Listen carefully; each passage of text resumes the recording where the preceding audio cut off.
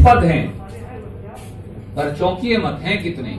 केवल 31, 73% का। 150 गाइनोकोलॉजिस्ट होनी चाहिए और चौंकिए मत पर हैं कितनी? 30। 120 महिला डॉक्टर गायब, 80% है ही नहीं। ये तो 2011 की जनसंख्या के आधार पर है। 2020 की जनसंख्या के आधार पर स्थिति कितनी भयावह होगी आप अंदाजा लगा सकते हैं। और यही नहीं, इन 150 कम्युनिटी हेल्थ सेंटर में 774 की बजाय 150 हैं। इन 150 कम्युनिटी हेल्थ सेंटर में 150 डॉक्टर होने चाहिए, पर हैं कितने? और चौंकिए मत, 8।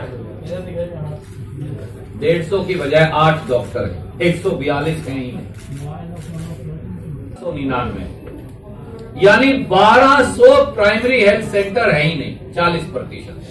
सरकार ने यह भी बताया कि बिहार में 774 कम्युनिटी हेल्थ सेंटर CHC होनी चाहिए, पर हैं कितनी? 150, क्योंकि कुल आबादी 4 करोड़ से अधिक बच्चों की,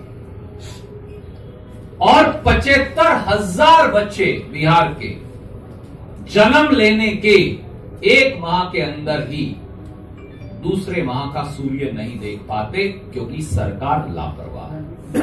और यही नहीं, 6 महीने से 59 महीने के, यानी 5 साल से कम के 63.5% बच्चे खून की कमी के शिकार हैं। डूब मरिए नीतीश बाबू और सुशील मोदी जी, ऐसी सरकार चला नहीं सके। 63.5% बच्चे 5 साल से कम के खून की कमी के शिकार हैं। ये मैं नहीं कह रहा, ये national family health survey part 4 कह रहा है, जो मोदी जी ने किया है। देश के सबसे अधिक बच्चों की संख्या, ये मैं नहीं कह रहा, नेशनल फैमिली हेल्थ सर्वे कहता है। उसका परिणाम क्या हुआ? National family health survey part 4 या 4 की रिपोर्ट अब सामने है। उसके मुताबिक बिहार में 48.3% या 48% बच्चे कुपोषण के शिकार हैं।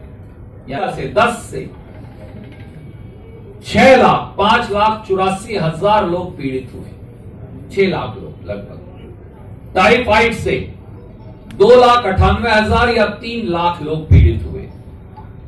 सांस की गंभीर बीमारी से 20 लाख या 19,64,000 लोग पीड़ित हुए। वायरल हेपेटाइटिस से 30,000 लोग पीड़ित हुए। निमोनिया से 46,000 लोग पीड़ित हुए। टीबी से 70,000 लोग प्रभावित हुए।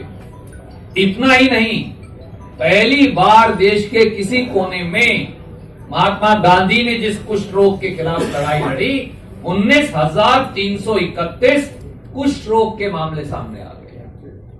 ये इन कमी का परिणाम मैंने आपको दिखाया है। ये हुआ बिहार के साथ।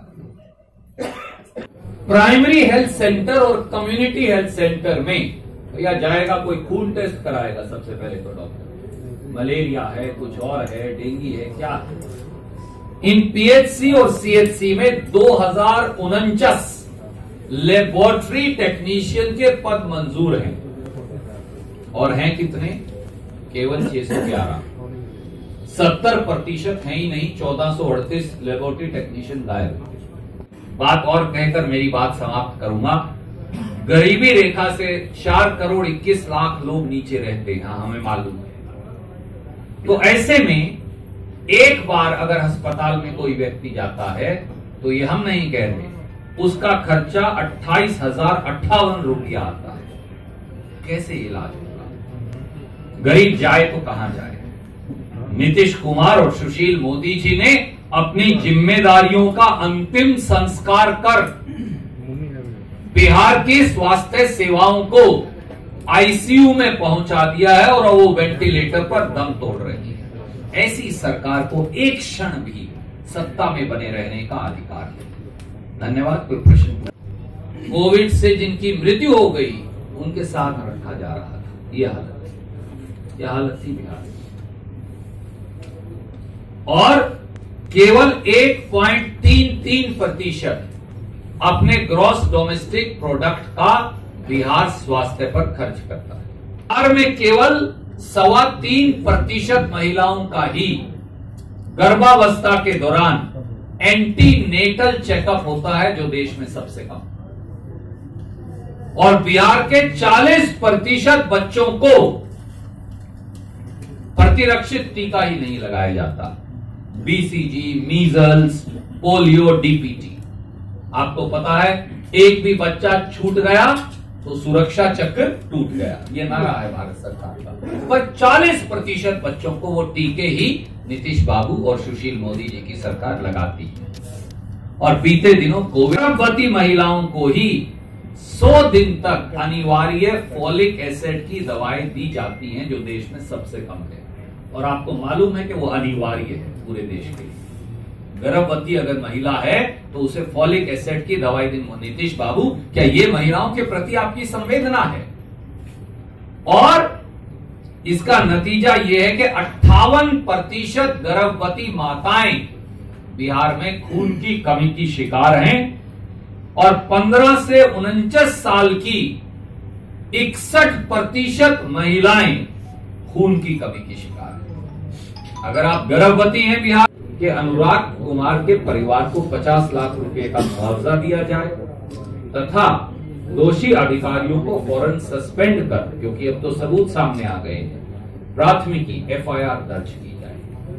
गवर्नर साहब ने ये हमें आश्वस्त किया है कि वो जरूर इस बारे में जो भी हो सकेगा वो उसके मुताबिक कोशिश और प्रयास करेंगे कि कानून और संविधान के दायरे में। उन्होंने बड़ी गंभीरता से हमारी बात को सुना और लिया। आधे घंटे तक पूरी बात सुनी, सारी प्रेस की करतबें देखी, ईमेल देखी और कहा कि वो अवश्य जरूरी कार्रवाई करेंगे। कल के लिए आपको साधुवाद। प्रधानमंत्री झूठ क्यों बोलते हैं? केंद्रीय मंत्री झूठ क्यों बोल रहे हैं? ये सवाल उनसे पूछा जाना चाहिए। एक झूठ मंत्री, गैर कानूनी मंत्री आज आएंगे, क्योंकि कानून तो वो जानते नहीं, इसलिए मैं उन्हें गैर कानूनी मंत्री कहा करता हूं। कानून के मुताबिक उनका अहंकार देश के संविधान से बड़ा है। और कोई स्वास्थ्य सेवाओं को 12 करोड़ बिहार वासियों के स्वास्थ्य को आईसीयू में पहुंचा दिया और अब वो वेंटिलेटर पर आखिरी सांस जो है वो ले रहा है। हमें उसे दोबारा चुस्त दुरुस्त कर बिहार की 12 करोड़ जनता की भलाई के लिए काम करना है। इसलिए ये बातें सार्वजनिक पटल पर रखना थोड़ी नीरस भी लगे आवश्यक है। मगर सर, गाइनोकोलॉजिस्ट होगा, रेडियोलॉजिस्ट होगा, लैब होगी, अस्पताल होगा, सीएचसी होगा, पीएचसी होगा। अगर ये कुछ है ही नहीं, अगर जड़ से बिल्डिंग ही गायब है, यहां तो स्वास्थ्य की बिल्डिंग को ही गायब कर दिया, वो तो वेंटिलेटर पर चिकित्सा सेवाएं आखिरी सांस ले रही है। नीतीश बाबू और सुशील मोदी जी ने तो ये किया है बिहार के साथ। इसलिए कोई स्कीम चलेगी कैसे जब कोई है ही नहीं उस स्कीम को लागू करने वाला? यहां समस्या आई है। जिसे आज कांग्रेस का एक प्रतिनिधि मंडल मिला था, महामहिम राज्यपाल जी शायद थोड़ी सी उनकी सेहत में दिक्कत है, पर वो ही वॉज वेरी काइंड कि उन्होंने हमें समय दिया। मदन मोहन झा जी के नेतृत्व में हम सब वहां गए थे और हमने मुंगेर गोलीकांड, लाठी कांड की वहां चर्चा की। बताया कि किस निर्दयता और निर्ममता से मां दुर्गा के भक्तों पर लाठियां चलाई गई, मां बहनों, बेटियों, बुजुर्गों को पीटा गया और फिर गोलियां चलाई गई। और अब ये साफ हो गया है कि वो गोलियां पुलिस की थी, जो प्रशासन और मुख्यमंत्री मना कर रहे थे। इंसास राइफल की गोलियां थी। सीआईएसएफ का ईमेल भी सामने आ गया है। तो अब ये साफ है कि मां दुर्गा के निहत्थे और निर्दोष भक्तों पर भारतीय जनता पार्टी और जदयू की सरकार ने गोली चलाई और एक बच्चे की हत्या भी की। भारत सरकार ने जिस नीतीश बाबू और सुशील मोदी, जदयू और भाजपा की सरकार को बिहार के स्वास्थ्य से खिलवाड़ का दोषी करार दिया है, जिन्होंने 12 करोड़ बिहार वासियों के स्वास्थ्य से इस प्रकार खुला खिलवाड़ किया है, जनता तो उन्हें नकारेगी ही, परंतु वो उनके साथ क्यों खड़े हैं और मैं बताऊं क्यों खड़े हैं। सत्ता की कुर्सी से प्रधानमंत्री भाजपा और जदयू को चिपकाए रखना चाहते हैं। सत्ता की हवस में भाजपा अंधी हो गई है और प्रधानमंत्री धृतराष्ट्र बन गए हैं।